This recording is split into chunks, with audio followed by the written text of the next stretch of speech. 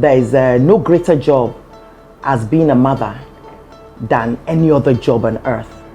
The woman is the mother of the murderer. The woman is also the mother of the peacemaker. They must learn to say no to evil. Be involved in raising your children. I'm so concerned that a lot of the children, our children in Nigeria, do not have access to good quality education. Their parents simply cannot afford it. Good parenting is vital to nation building. A woman is able to program a child to be who he should be.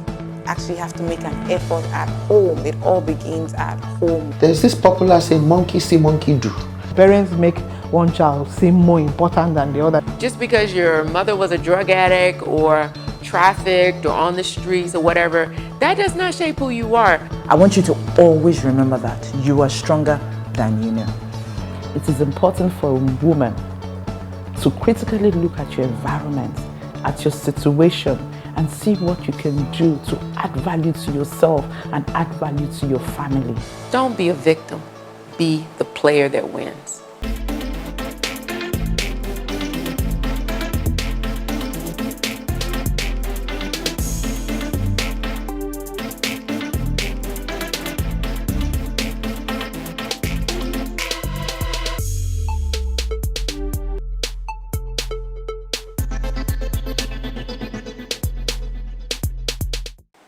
My last name is Onuoha, which means speaker or representative of the people. So I'm quite honored today to be speaking about being a mom and the journey that I'm still on and I'm growing through. And my journey, well, it started in a mid-sized town in North Carolina called Winston-Salem. Funny enough, my first year of school, first grade, was the first year of integration in my city. So for the first time, people where I live, brown people that looked like me, were bused miles and miles and miles away to go into schools where we were often the minority. And my experience at Old Town could have been one of destruction of my confidence or building and consolidating on who I was. So for me, the name of the school was Old Town. So we went all the way out to Old Town, and all of a sudden these white people everywhere, because life had been very segregated up until that point.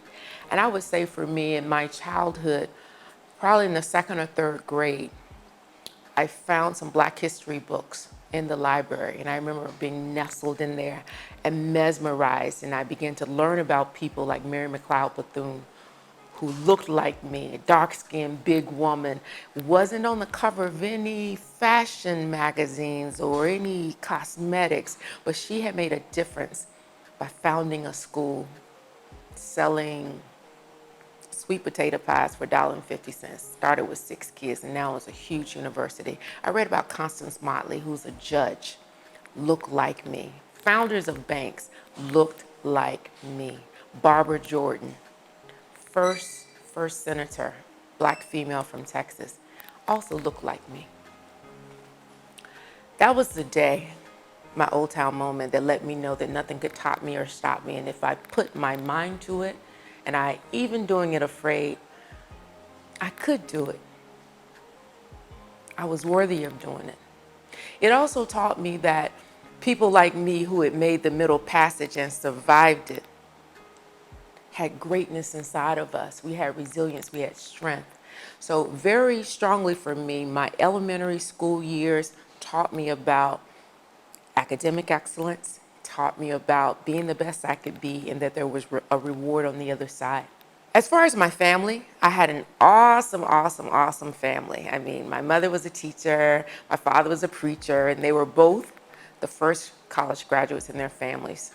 So they taught us that through education, through that intellectual and distinguishing yourself and challenging yourself. My father made us study the dictionary every day. And you know, when you look up one word, you learn 5 along the way. So building your vocabulary and your ability to communicate were things that would differentiate you. And that was very strongly stressed in my household. So I had 2 older siblings, 8 and 6 years older than me. I was a surprise baby. I came after my mother and father were in a head-on collision the year before. My mother was in a coma. They were planning her funeral, and she came out of it. And somehow, this 9-pound, 7-ounce baby was born the next year. So my mother always told me that it was a special purpose that I was supposed to be here. There were so many things against me getting here, but I made it anyway. So she really sowed seeds in me that I had a gift that needed to be given. And that has always stood with me. She always made me feel super special. I remember when I graduated from preschool at 5, she was acting like it was a college graduation. We went for photography, brand new dress, all these gifts, and I just felt like, wow, academic achievement, this is a big deal. And Mom made me feel so special. Little did I know that it was probably intuitive that she knew she would never ever see me graduate again. From Easter to Mother's Day in America, Mother's Day is like the second or third Sunday month. I lost my mom. So at 13, I went from this perfect family to now motherless child. So from there, what I really learned is that all those seeds, I was growing up so fast and I was much more mature for a reason. Because all of a sudden it was just me and Dad at home. Dad was used to being a provider, very much traditional role. My mother had been the nurturer. So Dad was like, whoa, wait a minute. His comfort zone was nurturing. So I had to learn very quickly how to be the mother of the house, how to be the woman of the house. I knew how to take care of the bills and organize things and make things happen at 13. Sending, the money off for my older siblings for their rent and all of that, and organizing and paying bills. I became responsible very early as a result of losing my mom. And with my father, I always joked that the currency of his affection was achievement. And I wanted that affection, so I kept achieving, whether it was music, whether it was gifted and talented program, whether it was governor school. I was giving and I was getting from him. So it worked very well. And I'm a daddy's girl. Love my dad to death. He's 89 years old, and I'm just very, very honored and blessed to still have him in my life. From there, so Winston-Salem was a little small town, but I always looked out of the window and imagined that there was a much bigger world. And my parents exposed me to that as well. I traveled quite a bit, probably more than people, when I was growing up, people said, you talk proper, that means you sound like you're white, right? So that racial kind of experience being a Black American is very real. And if you allow yourself to be in that minority mindset, you can become a victim. My parents helped me to flip that script and say, I may be a minority, but in that minority, I am unique, I am powerful, and it's something that I'm bringing and nobody else is bringing. So I need to bring that with confidence. I remember later in my career, I was the first Black female engineer at Harley-Davidson's York facility. And when I walked in the door in 1993, I had no idea. They don't mention that in the interview, my dear. What I learned when I was standing in the line, they were rubbing on my skin, and one was like, we never had anyone like you before. And I'm like, this is 1993. I had a VP ask me at that time, Patrenia, where does your confidence come from? Why are you so confident? And in my left-hand column, what I couldn't say, I was like, why aren't you confident? Why are you asking me about my confidence? I thought that's what we were supposed to be. My father told me every day before I went to school, he said, make your presence felt. In a positive way. He didn't have to put on the end. I knew what he was saying. But making your presence felt required that you entered with a level of excellence. It was an expectation of you. Why would you expect less of yourself? So I didn't realize that it was something different. I thought everybody got that at home. So once I experienced the world and the world experienced me, it was like, whoa. Maybe for me, in my motherhood journey, it was very important to try to sprinkle those seeds for my children as well. Exceptional mom, shape the future. From Winston-Salem, I then went to North Carolina State University, earned my degree in industrial engineering. And while I was there, I was a co-founder of Black Repertory Theater. Loved the theater and competed. And I think I got a lot of confidence from being on stage as well. I met the love of my life. I've been married for almost 33 years to one man. And I say he's a great salesman because he talked me into coming to his country 16 years ago. And we relocated our family here with the goal of ensuring that our children were not strangers in their father's land. That's our stated really reason why we're here. We saw so many kids that struggled with identity. You ask them, about themselves. They'll say, my father is Nigerian. I'll say, well, so what are you? We wanted to make sure that our kids were very, very plugged in to all aspects of themselves and knew how to access the positives of all of their experiences and all of their ancestry and look at possibilities in life. So that was our stated reason for coming. I would say that for meeting my husband in engineering school, going to Pennsylvania, starting to work, I worked at Harley-Davidson for 10 years. And somehow the Lord blessed us with baby after baby after baby. My kids gave this to me for Mother's Day last year. It's a coin for each of our 5 children. And it has their name and their birthday, and it's a penny. So it's just like this is valuable to me. They have brought a lot of value into my life, and some things I didn't expect to happen came along with motherhood. But I would say for me, my journey has been from North Carolina to Pennsylvania. I've been in Nigeria, in Lagos, for the past 16 years. And I have transitioned and reinvented myself from a manufacturing engineer, systems manager, building motorcycles, to what I was a partner at Phillips Consulting in learning organizational development, which was really hard work for me, passionate work. I did a year when I first came here managing everything non-banking in a bank, one of the new generation banks, which really taught me about Nigeria, about my own personal resilience. And now I work in oil and gas company managing corporate real estate, which has really been an awesome experience as well, bringing together the human connection side with negotiation and all of that, but also with the commercial side of bringing the deal together and just delivering and supporting, enabling the business, solving problems. I love to solve problems, so that's worked for me. I often try to reconnect around family with thinking of it as a garden. Because a garden, just like families, it really shows the level of attention that you give to it, whether you're giving the right nutrients or not, whether you're smothering it a bit and giving it too much shade, the right blend of sun and rain and storm and wind, as well as pulling out the weeds and knowing what's a weed. And sometimes you've got to position a plant. Sometimes you put the stake in the ground and you wrap it so it'll grow in a particular direction. All of that requires not just our intellect, but what I've seen as a superpower that I have had to turn up over the years is my intuition. And I would say for us, having a wonderful partner, the man or the spouse that you choose really, really has so much impact on the strength of your family.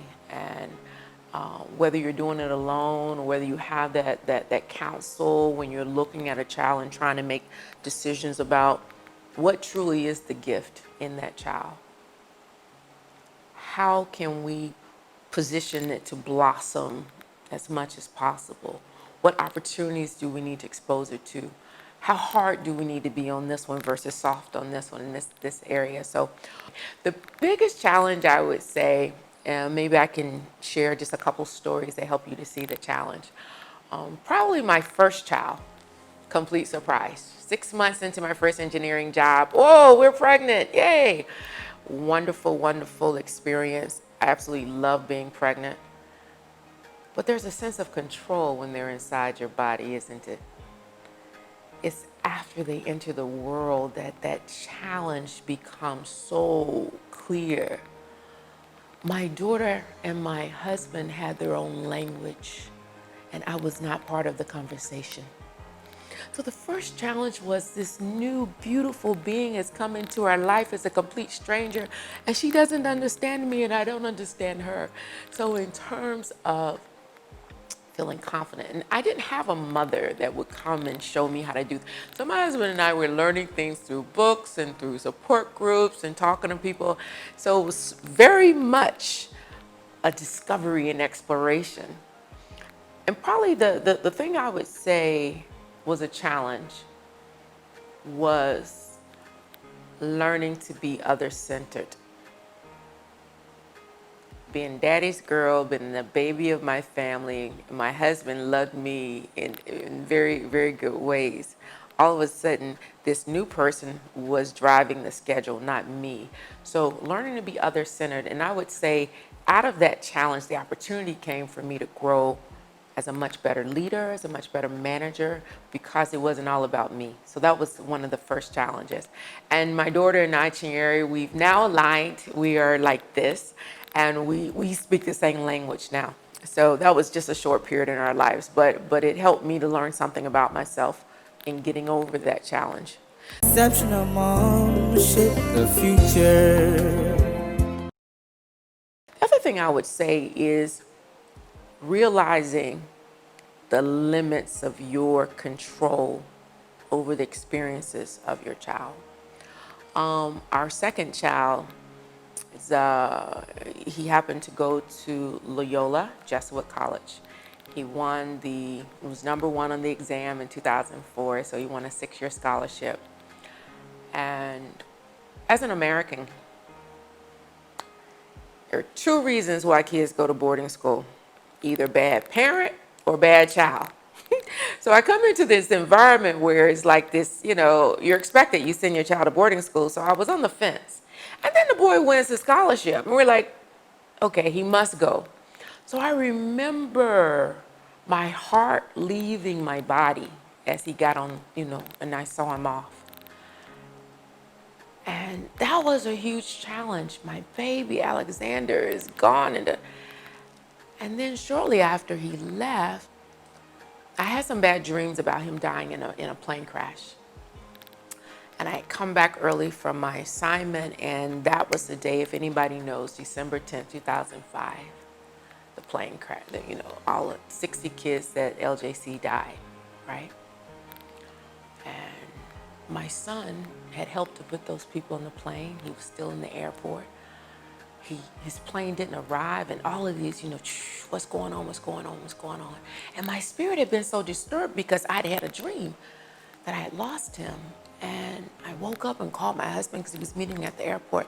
But long story short, what I got out of that experience was I could not control the pain that he was going to experience. He went from innocence to no innocence. He now knew that people his age could die.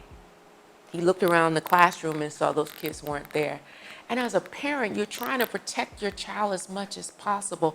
That challenge for my husband and I was, we can't protect him from this pain. We can't protect him from this experience. So watching your child go from innocence to not, it's probably a very big challenge. Ours was very, in our face with the plane crash, 60 angels and that, just wonderfully brilliant children. You're trying to explain the why, and you can't even explain the why or the how, or what sense does all this pain mean? And you're looking at your 12, 13-year-old and you're saying, you're experiencing this and I'm trying to work through it.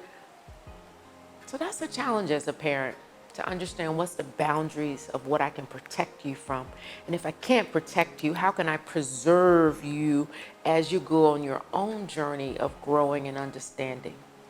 So that's one of those challenges. The other challenge is really, we've had a couple of kids that are quite gifted, in different areas. So spotting the gifting, nurturing the gifting. What is the right manure that goes on this one? I believe that we are limited by our level of thinking. And when we focus on a particular thing, when you buy a green car, you see a green car everywhere, right? Were the green cars not there before? They were always there. Your reticular activating system, your thinking, you're attracting in what you're looking for. And I think as a parent, one of the biggest challenges is identifying what is that thing I need to be scanning for that my child needs to go to the next level. It may come through pain, it may come through joy, it may come through, an experience, some type of experience, a camp, the right play dates, making the right friends. When you're a mom, there's so many things that you're thinking of. Because I talked about the garden, there's so many variables that can play on that child. And being a working mom, I've worked almost 30 years come June, consistently. My only breaks have been maternity leaves. So when you're a working mom, you're not in that school every day. When there are things you can't see. So that challenge was to figure out, how do I create the eyes when I'm not there? So one of my strategies has always been to make friends with the moms that don't work outside the home, because they're there in the drop-off, they're there in the pickup, they're sitting, talking and chatting and seeing things I can't see, and I build strong relationships. They let me know it's a program you're supposed to, so you build partners in progress for parenting. And being open for those people who will be open to you to do that is another layer of that law of attraction and figuring out what do you need to position your child well. So that's one of the challenges, because it's not just an intellectual activity. Your intuition must come along. You must look at your sixth senses. In this age of abuse and all kinds of things happening with your children, you need to create value exchange zone opportunities. And especially in this environment, it's very easy to delegate that time away, right? Or delegate that opportunity away. And how do we do that? We have drivers take our kids so many places, or the nanny picks them up. So on that ride home or on that ride to are opportunities for you to point out how things are happening and then teach your value or standard that you want to drive in. And for me, I've tried to pull in some of those opportunities. We have 3 children that are adult and off, have finished university, and some in grad school, married, and that kind of thing. And then we have 2, our local content babies that we call them, are here with us in Nigeria in our final 4 formation. And what I would say is I found some, God kind of dropped on me some educational basketball. And it's a program that these 2 young men from the States are doing. And it's an opportunity to teach basketball. And we call it basketball, but it's truly learning life lessons. And I harness that opportunity to say, I will drive my boys to that on Saturday mornings. We'll get up early and we'll practice consistent persistence. And we'll ride together and we'll talk about whatever we need to talk about, no driver involved, and it's our experience. So identifying where you need to be the person influencing the values and then doing something about it is very, very important in parenting, because we miss those opportunities sometimes and you wonder, how did they come up with that idea? And especially now with devices, we must almost set up rules around devices and ensure that there's communication time. My husband actually has set a rule: when you're in the car, there are no earbuds in. This is family time, conversation, share our stories, our triumphs, our victories, our defeats. Let's just talk and be with one another. And I think probably, if anything, that's another challenge, because schedules going here and there, that time for true relationship. But while the older one was in university, I was able to help him to get an internship here, and I set it for 6 months. He found out here, once he got here, it could have been only 3 months, but I had set it for 6 months. And while he was here, the 2 in between him were away at boarding school, so it was him and the youngest child. They were doing chess together and, relationship time, actually, getting on each other's nerves, making up, that whole cycle. It's very important to create deep relationships. So when we talk about really knowing people, that's a big part of it. So create those opportunities for your children to know each other, because when you're gone as a parent, those are the allies they're going to need. Those are the counselors they're going to need. Those are the advisors. And if they don't have that level of comfort, they can be vulnerable with that sibling, they're really missing an opportunity. Really missing an opportunity.